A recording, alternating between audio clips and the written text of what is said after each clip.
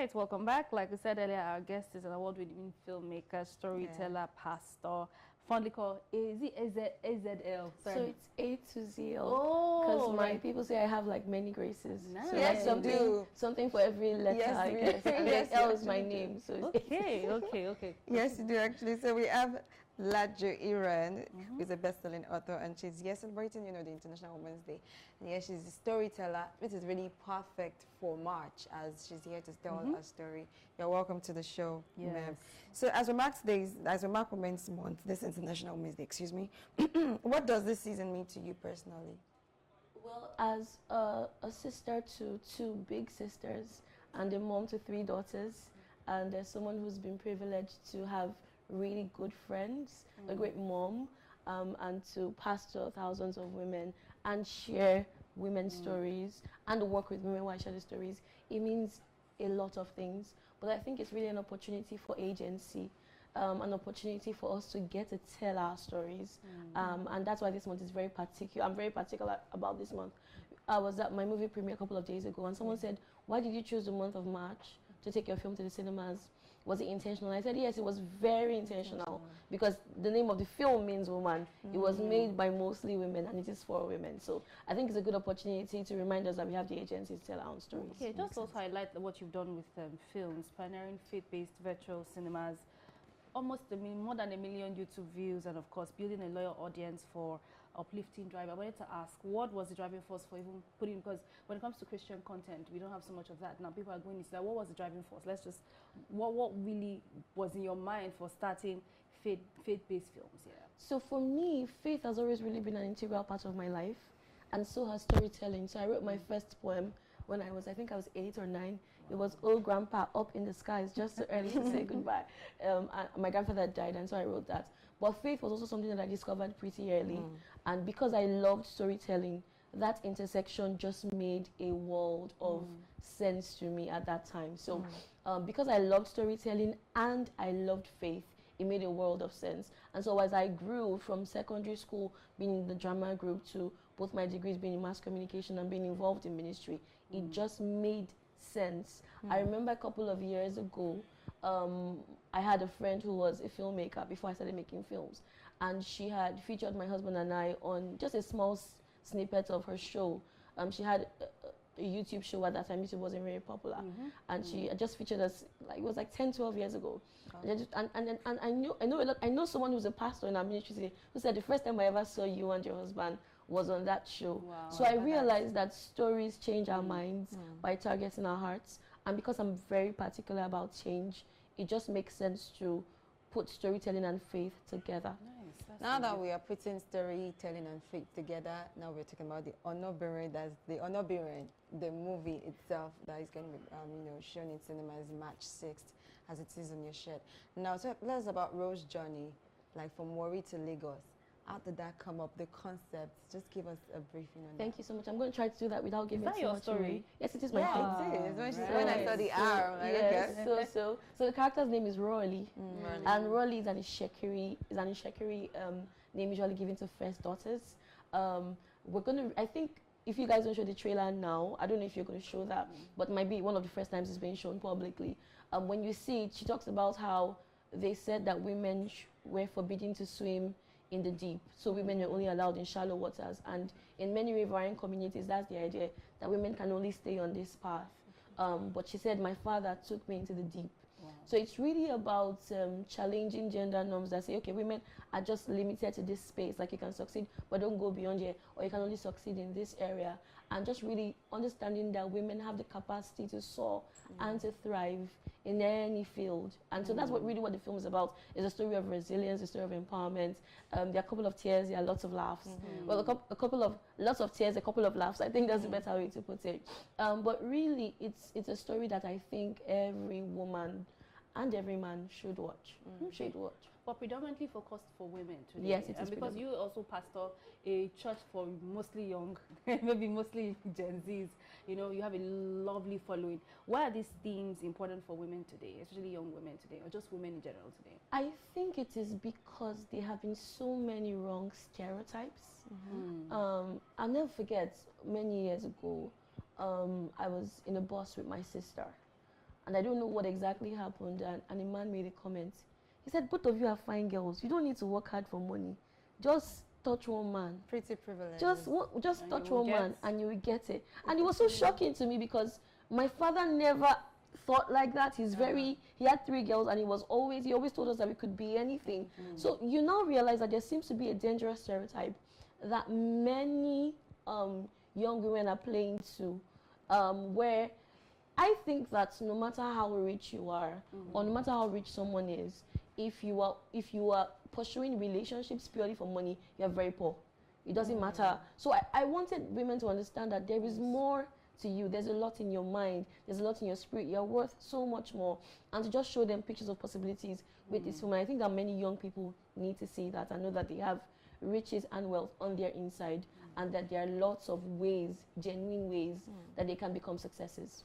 Oh, that's really, really intentionally well said and well put. Thank you for that. So you describe your work as building an empire, looking at building the Lord's work. You're doing something, you're part of the Lord's work and these stories. So what does this look like practically when you say you're building an empire? I think the And phrase a you're woman of many referring faces to, and graces. I think So the phrase you're referring to will be building an empire for the Lord stories. So one of my nicknames is the Lord Storyteller. You have so many names. Yes. She Yes. already said this. Yes. So what does So- it look like practically? I think practically it is telling more stories and better stories, and seeing even more lives changed by those stories. And I have films that are outrightly faith-based films. A film like Loving Amanda that was top 3 on Prime is an outright faith-based story about the love of Jesus and how he can transform a life. But a film like this one is, I don't want to give too much away, but I realized that we shouldn't only tell stories of faith from a faith perspective. I think that we should tell stories about business from a faith perspective, about family from a faith perspective, about fertility and infertility from a faith perspective. And there are some of these issues that this film tackles. Stories about tradition and culture from a faith perspective. So even though you will see faith elements in this film, you would also really learn about the Shekiri culture, for example. So there is a band featured in the film, for example, that is an actual musical band in Warri. When you look at the palace scene, it was actually shot in the Olo of Warri's palace. So it's really understanding that we can continue to tell multi-dimensional stories from a faith perspective and have it be excellent in execution. If you see the film, the cinematography, I don't want it to die for, to live for, right? So that would be, it's just inspiring stories creatively told, and then ensuring that at every level, in terms of the way we execute, in terms of the numbers we make, in terms of the lives that are changed, that be 100% all around. So not just beyond just the writing and filmmaking, you've also mentored over 50 authors. Wow. Why is it important to build a platform? Because you also build platforms for others. Yes, I think that it's important because, you see, I used to work as a journalist when I first graduated school. So I was at a newspaper for about 5 years. And then shortly after that, I resigned to do ministry, as well as to just really tell the kind of stories that I wanted to tell. And at that time, I thought I was going to be a blogger and someone who used to do a lot of counseling. And so around the time I resigned, I just had one child at the time. So I had some free time, and I would counsel ladies. And I realized that I was repeating myself by saying the same things over and over and over and over again. And so I started making sure that whatever I was teaching in counseling, I was teaching on my blog.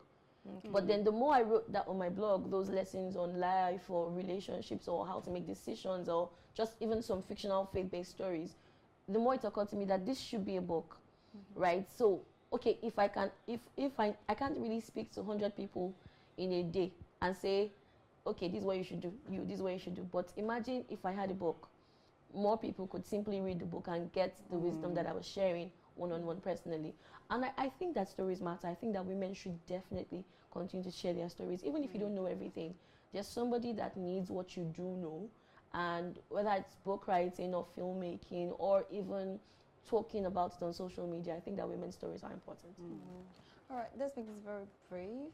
This question is about the Storyteller Prize. What actually inspired the Christian Storyteller? That's a good question as well. So we founded the Christian Storyteller Prize. I can't remember the exact year, But I knew that I was a good writer. I knew it. But I was never getting chosen for anything. And it seemed like it was because of the kinds of stories that I was telling. And it wasn't a case of excellence. It was a case of the people who were funding prizes had their own plans or their own agendas or some things that they wanted to bring to the fore. There weren't many stories, there weren't many platforms that were rewarding faith-based storytelling, and so that's why I put out the Christian Storyteller Prize. Okay, so it's International Women's Day, and we're spotlighting women across. What's your message to women, and more importantly, how have you been able to balance being a wife, mother, and for women who are in faith? Because how do you balance the responsibility of being in the public eye, being a woman in the public eye, and also balancing, you know, Christian films? Because sometimes, would I say, women who are pastors' wives like to just, okay, let me just do the pastor work, support my husband, and that's it. But I don't really want to do anything beyond, but you are doing something really, really different. And I think it's very special to a lot of young women. So how have you been able to balance all of that and the pressure of also being a pastor, because you also pastor a huge congregation. So, I mean, how do you balance all of that, you know? I think that for everything that God has called a person to do, there's grace for that. You know, when the Bible says that there is time for everything, it doesn't just mean do the right thing at the right time. It means that if God has called you to do something, then He's provided time for you to do it. At the end of the day, I do a lot of things, but I never get my essence, my definition, or my confidence from the things that I do, but from who I am. And so if my major goal in life was to be my husband's wife and the mother to my children, I would enjoy that, right? So, and I don't want anybody out there to feel like, oh, I'm just a pastor's wife, because if you are a pastor's wife, you know that there's nothing just about it. It's a lot of work. If you are a wife, you will even know that there is nothing just about it. If you're a housewife or a mother, you know that there's nothing just about it. But it's just really understanding, okay, what has God called me to do personally? Because, sorry, I'm about to go a little preachy. If you look at the story of Jael and Deborah, Deborah was a woman people knew in society. She was a leader. She was a prophet. She judged. She even went to the battlefield. But you had a woman like Jael who never went anywhere. But it turns out that the battle that needed to be won was won by Jael at home. So I'm very careful to balance it. But in cases like that, I do the things that I believe that the Lord has asked me to do. And I don't do them all at the same time. Nice. So if, for example, I'm releasing a film, like it's been an interesting journey with this film that's out in cinemas from March 6th, I'm not coaching a large group of writers. I have maybe one writing client, and I've told them, see, let's pick up in a couple of weeks when I've kind of calmed down my cinema run. And then I have a lot of help. So I have my parents show up every week to help with the kids. Wow. I have a husband who's supportive, who doesn't say, you must be the one to serve my food by 3 p.m. every day. I like that. I mean, the outsourcing parties. Yes, It's nice, so, practical for people to see that. Yes, so I do have a lot of help. I have paid help. I have unpaid help in form of my parents. And then, at the end of the day, it still requires a lot of hard work, but understanding the grace of God, and then picking times and seasons. So I don't have to do everything. I do a lot of things, but I never really do all of them at the same time. Okay. And then just really understanding yourself, what works for you, what is priority for you. And it also comes down to learning to say no. And you had asked me what would be my message to women all around the world on this International Women's Month. And I think that it would be, amongst other things, learning to say no. Because when you say no to some things, you can say yes to the things that really count. So understanding what your priorities are. If I'm doing something, it's because I think God wants me to do it, or it's important to the work that I do, or it's a priority for me. And if it's not a priority for me, or the person who is doing it is a priority for me, and everybody is important, but understanding that you cannot be everything to everybody, so that you can be something to the people that really matter and really count. I like that. And also really taking time out. So I'm not saying live selfishly, because I'm very particular about contribution. But at the end of the day, I think that balance is so important. I will also say to women all over the world that your story matters. Your story matters. And when you watch my film in cinemas from March 6, you understand why your story matters is under period. So that would be my message to women all over the world, that your story matters. All right, on a lighter note, and probably on the final note, if you had to describe Onobiri in one sentence, or one word, what would that be? It would be a woman's story. A woman's story. Yes. And that's done, period. That's on period. I have one more question. For young girls who are watching, what do you want them to take from your journey? Yes, of all the different things you do and how you're inspiring women, writer, author, publisher, poets, in between. Yeah, that's true. Yes, you know, and storyteller. So what would be that thing that you want them to take away from your journey, young girls? I think it would be that if you are a versatile person, you are not weird. That's so important because everything that I've done and every grace that I've had has found expression in my life in one way or the other.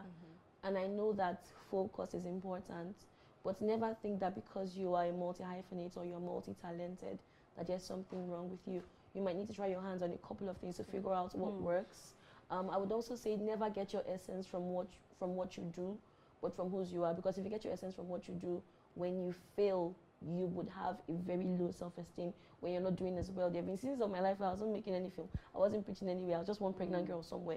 But I wasn't worth more now than I was then. I wasn't worth less then than I am now. So just really understanding that it will help you navigate the times and seasons of your life. Wow, well said. Thank you Very so brilliant. much, Thank you. beautiful Lajo Irene.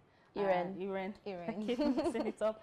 Thank you for coming on the show, and of course, we're spotlighting our incredible women across board in the month of March. And Onobirin is going to be in cinemas. Already in cinemas. This Friday. Amazing cast. You forgot to Yes. mention the beautiful Yes. cast. Yeah. And crew, and of course, all roads lead to the different cinemas where it's going to be airing. And, Yes. and I love the fact they are doing faith-based stories. Really, really Exactly. beautiful. Thank you so much for to shaping see. narratives Yeah, for as shaping that well. narrative.